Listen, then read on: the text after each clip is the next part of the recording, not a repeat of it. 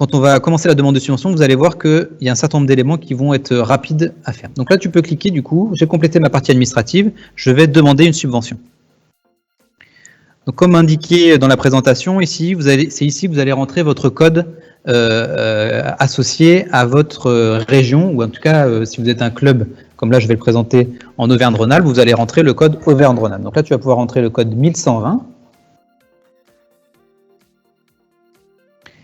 Voilà, tu peux cliquer en dehors de la case et normalement en dessous, automatique, tu laisses ça vide. Il n'y a pas besoin de, une fois que vous avez le code, vous avez besoin de sélectionner rien d'autre. Normalement, automatiquement, vous voyez ici, la fiche de la région Auvergne-Rhône-Alpes apparaît. Donc vous allez cliquer, la sélectionner.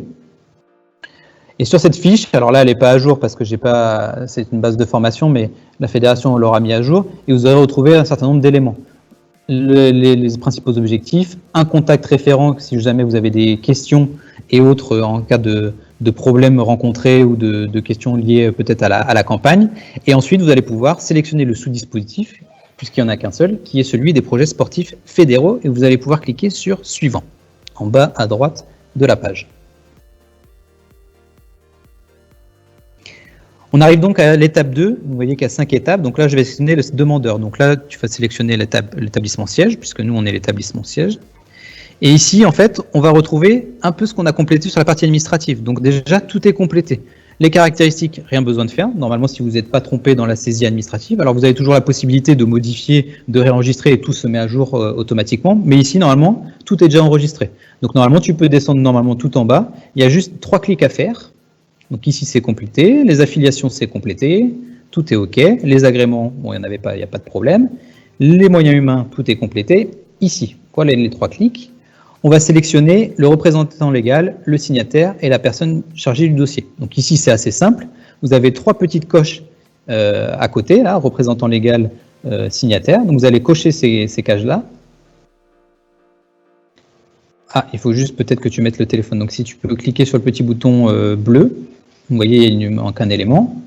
Le téléphone, tapez 02 02 02 02, peu importe. Il faut que tu en mettes un peu plus. Encore. Voilà, et de cliquer sur enregistrer. Excellent. Et donc là, on va pouvoir sélectionner le représentant légal, le signataire et le chargé du dossier. Très bien. On va pouvoir descendre derrière pour sélectionner le RIB, puisqu'il n'y en a qu'un, pas de problème, et je vais pouvoir cliquer sur Suivant. Ici, si vous vous rendez compte qu'il y a des choses à modifier, vous pouvez toujours ajouter un RIB, en enlever, etc. On arrive donc ici à la page 3, à l'étape 3, qui est la partie des documents. Avez-vous obtenu une subvention pour les mêmes dispositifs l'an passé? Vous pouvez cocher oui ou non. Si vous cochez oui, on va vous demander de charger ici le CERFA compte rendu que vous aurez préalablement saisi de façon dématérialisée, mais ça fera l'objet d'un autre élément et qui vous sera apporté par la fédération. Donc pour l'instant, on va cocher non, on va faire comme si j'étais une nouvelle association. Ici, j'ai mes documents qui ont été chargés, donc normalement, pas besoin de modifications particulières, donc ça c'est bon. Et les documents spécifiques au dossier, si vous voulez apporter un élément en plus à la connaissance de l'instructeur qui n'est pas demandé, mais peut-être un dossier de presse ou autre, des photos, quoi que ce soit, vous pouvez le charger ici. Alors ici, on peut charger des documents jusqu'à 10 mégas par document, et vous pouvez également, tous les documents sont pris, tous les formats, donc c'est-à-dire que si vous voulez mettre un fichier zip, c'est tout à fait possible. Et là, on clique sur Suivant, et donc c'est ici qu'on va s'attaquer à la demande de subvention en tant que telle. Donc vous voyez, ici, il y a un petit plus, et donc on va cliquer sur le petit plus pour commencer la saisie du premier projet.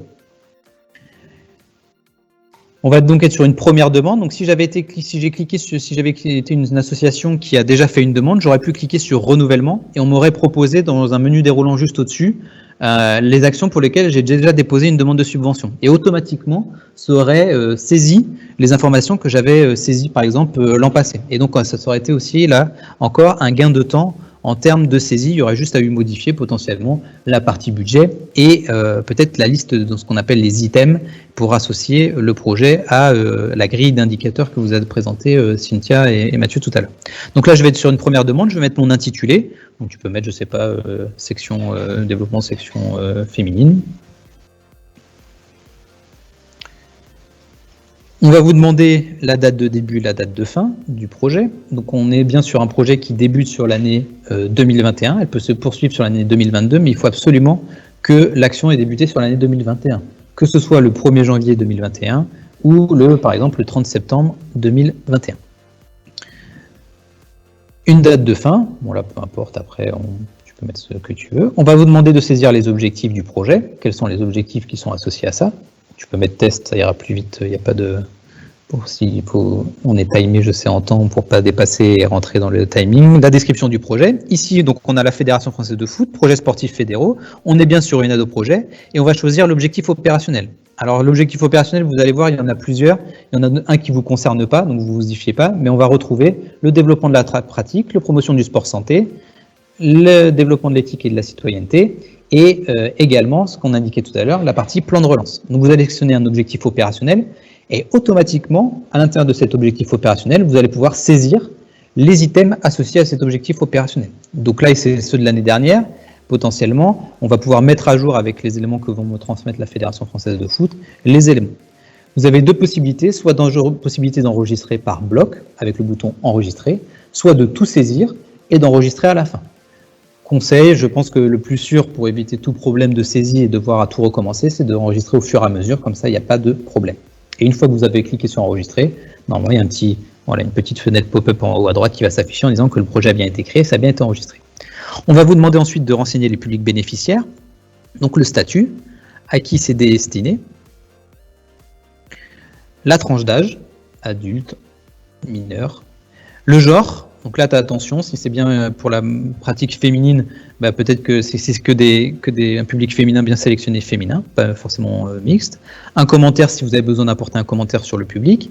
La type de validité du public, est-ce que c'est pour des personnes valides, personnes en situation de handicap, personnes atteintes de pathologie. Ensuite, on va vous demander de sélectionner le territoire. Pourquoi le territoire en disant un commentaire? Parce que derrière, comme l'a indiqué dans la note de cadrage, on a des seuils de subventionnement qui sont différents. Entre 1 000 € pour un dossier, pour un bénéficiaire, et 1 500. Donc là, pareil, on va vous demander de petits commentaires si vous intervenez en QPV ou sur un ZDA, et nous, derrière, l'instructeur va pouvoir faire le lien avec nous, les éléments qu'on a pour cartographier ces territoires. Et le type de territoire, très bien. Ensuite, on va vous demander les moyens humains associés au projet. Donc là, vous allez pouvoir mettre un petit texte descriptif, et derrière, de pouvoir dire, ben voilà, au sein de ce projet, j'ai un salarié qui intervient pour 0,5 temps plein, des bénévoles ou des volontaires. On vous demande également s'il est envisagé de procéder à un recrutement. Donc là, c'est à titre indicatif. Oui, non, ça n'engage strictement à rien. Voilà. On va vous demander la partie évaluation, c'est-à-dire que derrière, quand vous allez pouvoir justifier en N+1 de l'utilisation de la subvention, vous allez mettre un certain nombre d'indicateurs. Donc développer de la science féminine, ça veut dire peut-être le nombre de filles qui vont intégrer la section. Et derrière, avec le petit plus, vous avez la possibilité de, on va dire, de classer ces indicateurs par ordre de priorité. Et derrière, vous allez pouvoir, ça va servir en année d'évaluation pour dire, bah voilà, est-ce que mes indicateurs que j'avais définis préalablement à mon action, est-ce qu'ils ont bien été réalisés, et de pouvoir comparer le prévisionnel avec le réalisé. On vous demande également, pour la personne responsable du projet, est-ce que c'est la même qui a été sélectionnée à l'étape 2? Donc là, on va dire que oui, donc rien à voir. Et on va vous demander ensuite de sélectionner la subvention demandée et cofinancement.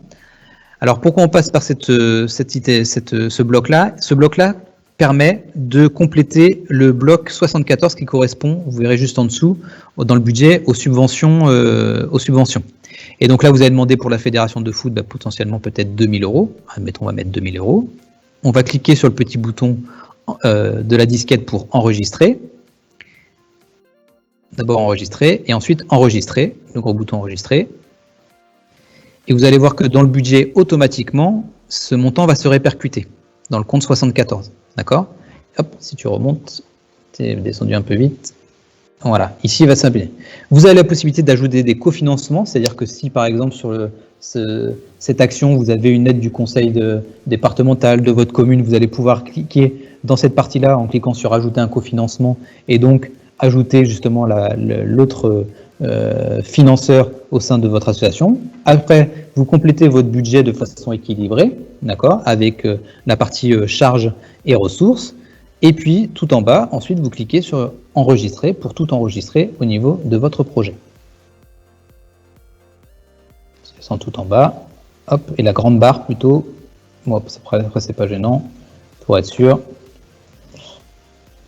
Et donc là, c'est mon premier projet. Et donc, comme le disait Cynthia, avant de cliquer sur suivant, si vous avez la volonté de créer et d'associer un deuxième projet à ce dossier, puisqu'on parle d'un dossier, vous remontez tout en haut, donc vous voyez bien votre action intitulée projet développement féminin, et là vous avez toujours ce petit plus.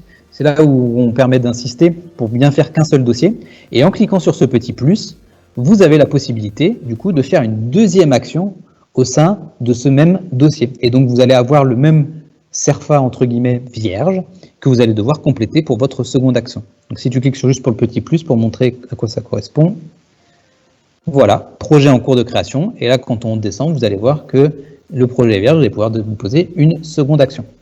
Donc là, si tu peux descendre tout en bas et cliquer sur le bouton suivant. Voilà.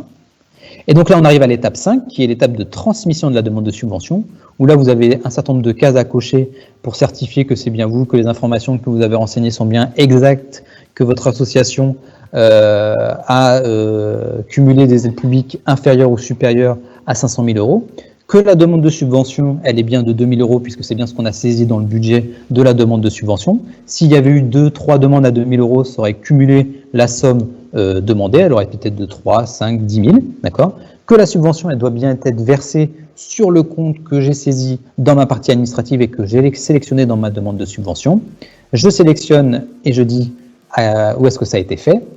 Mais là encore, ce n'est pas terminé. Donc vous voyez, vous avez le récapitulatif de la demande. Donc là, vous pouvez visualiser votre CERFA de façon dématérialisée pour vous rendre compte d'une partie de relecture.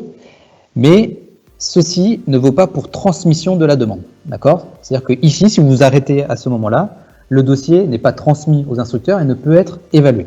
Pour cela, il faut cliquer sur le petit bouton « Transmettre ». Et là, même encore, ce n'est pas totalement terminé, puisqu'ici, on va vous demander de confirmer la transmission. Si vous ne cliquez pas sur « Confirmer la transmission », votre dossier, pareil, ne sera pas instruit. Et donc là, on a l'information en allant sur « Voir les demandes de subvention ». J'ai ma notification qui me dit « Le dossier a bien été transmis au service instructeur ». J'ai la date, j'ai les éléments. Vous voyez l'état ici du dossier. Dès que le dossier, il va avoir différentes étapes de vie, on va dire. Il va arriver ensuite en cours d'instruction. Et il y a plusieurs éléments importants pour que vous suiviez votre demande de subvention.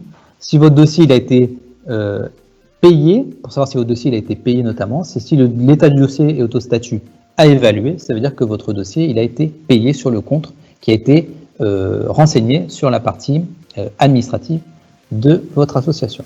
Voilà, j'espère avoir été le plus clair possible, et peut-être s'il y a un temps de questions après, s'il y a des questions qui reviennent, on pourra peut-être y répondre.